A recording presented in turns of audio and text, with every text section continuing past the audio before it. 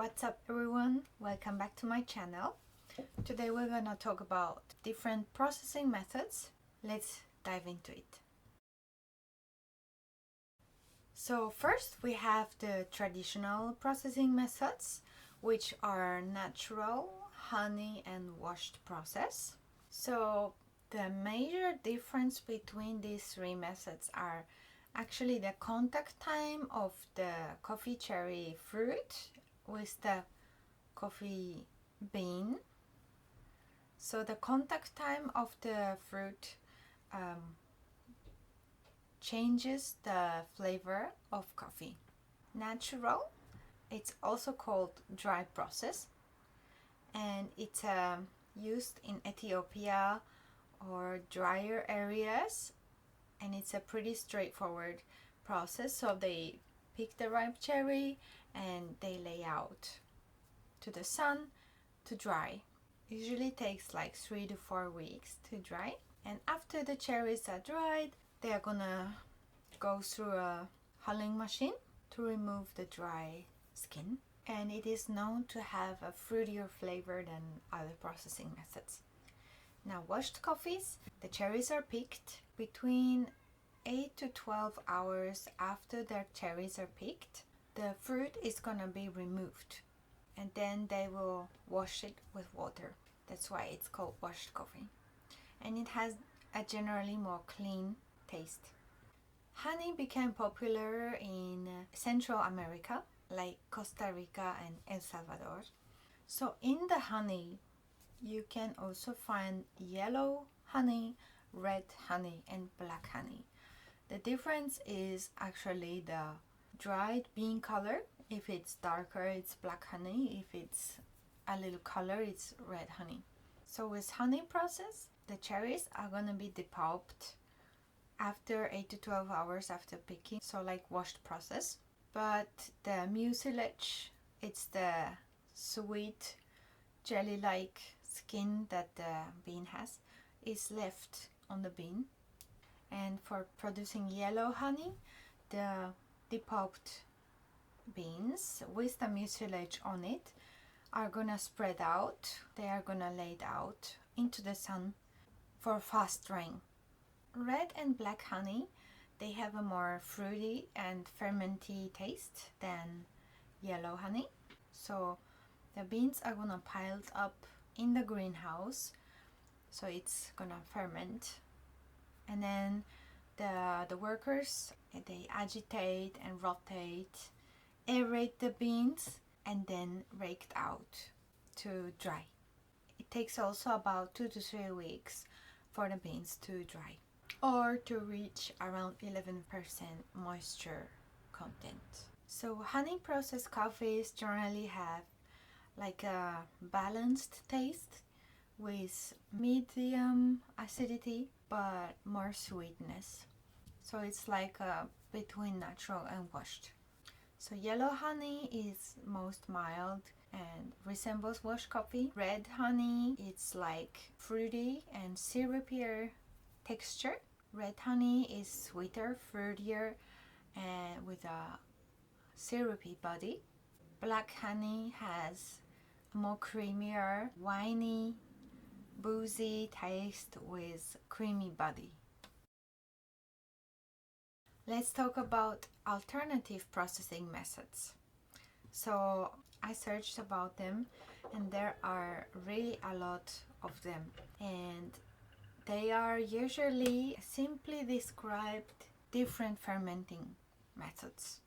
So what the farmers do nowadays in specialty coffee is they are trying to create a unique flavor in coffee, or excellent fruity taste, new taste. So they are experimenting with fermentation, with switching temperatures, how long the fermentation is going to be, pH level, etc. So I would like to talk about a few of them that are being used in the practice and known for a while. Anaerobic fermentation. So anaerobic means without oxygen. So the beans are going through a phase with low oxygen environment, usually in a tank or containers, and they are left there for about 48 to 72 hours for the fermentation to happen. And they have a valve so that the gases like carbon dioxide can escape. The final cup is gonna taste like pronounced acidity, tropical fruits and spice. Anaerobic itself doesn't describe if it's a natural washed or honey. Carbonic maceration. So similar to anaerobic fermentation, the cherries are gonna put in a tank or container. It's a sealed container or tank, and it's gonna be filled up with carbon dioxide. So this method actually comes from winemaking, and the final cup tastes like complex aroma, fruity, floral, fermenty, like unique taste. Yeast fermentation. It enhances fruity and floral notes, and it's a controlled fermentation process by the producer. So while fermenting the beans in a bag or container, he puts yeast into it to enhance the flavor development. Lactic fermentation. So the lactic acid bacteria is being added to the fermentation process, and it produces smooth mouthfeel, creamy texture, pleasant tartness. And this is either naturally occurring or added by the producer. Enzymatic process. So the enzymes are being added to the fermentation to break down the mucilage more effectively.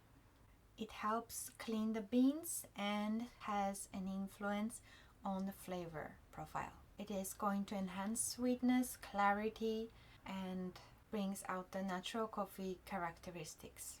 Deep fermentation.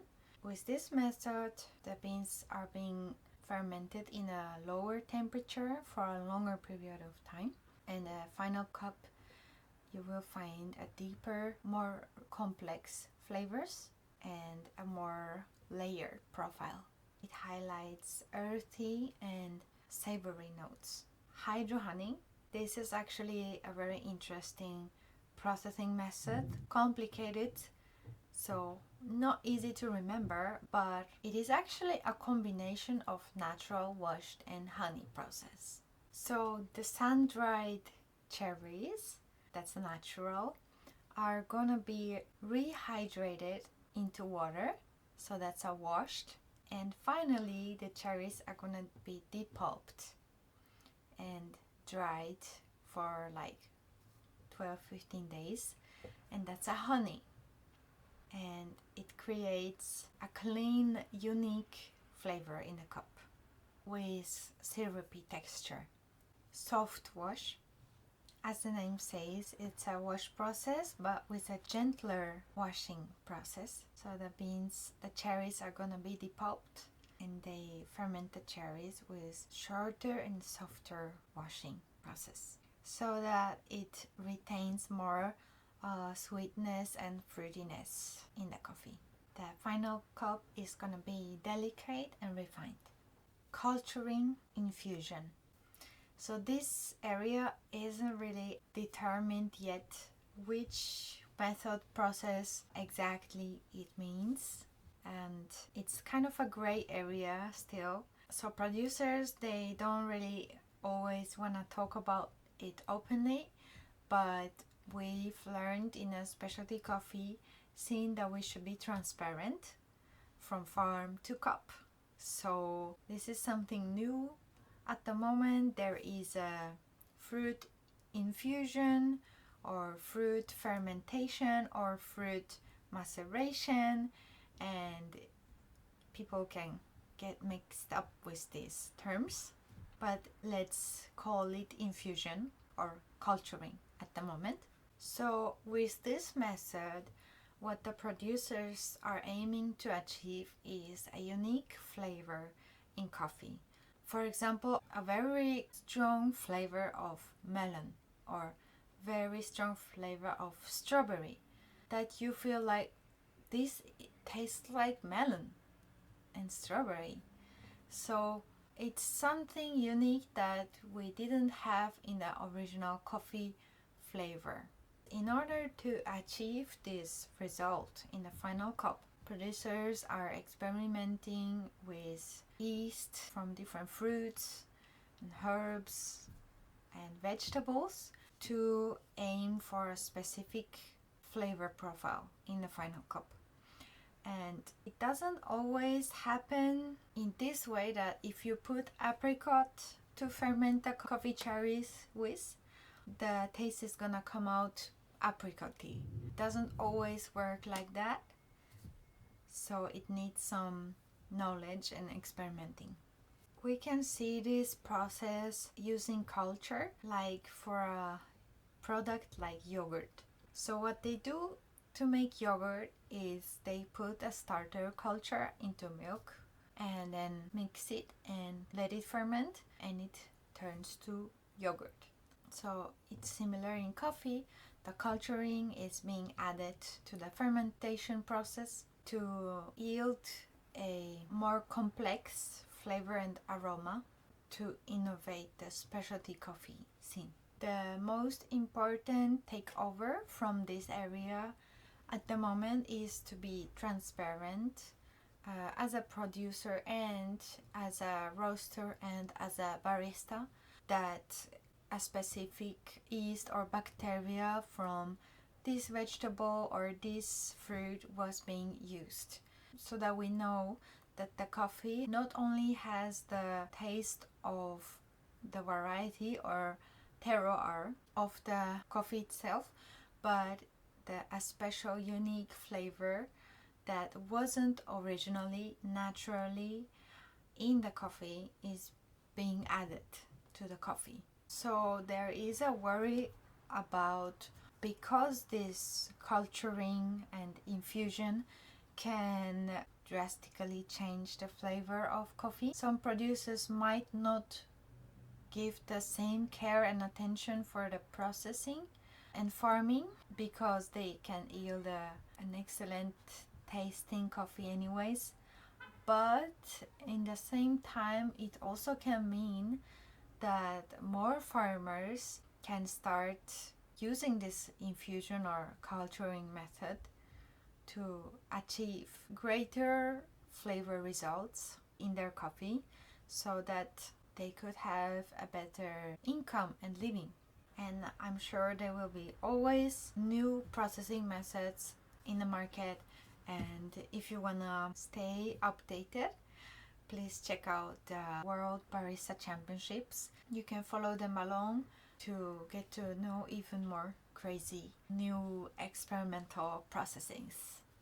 Thanks for listening today. Did you have a new processing method you didn't hear before? Or do you know another processing method that I didn't talk about today? Let me know in the comments below, and see you in the next video. Bye.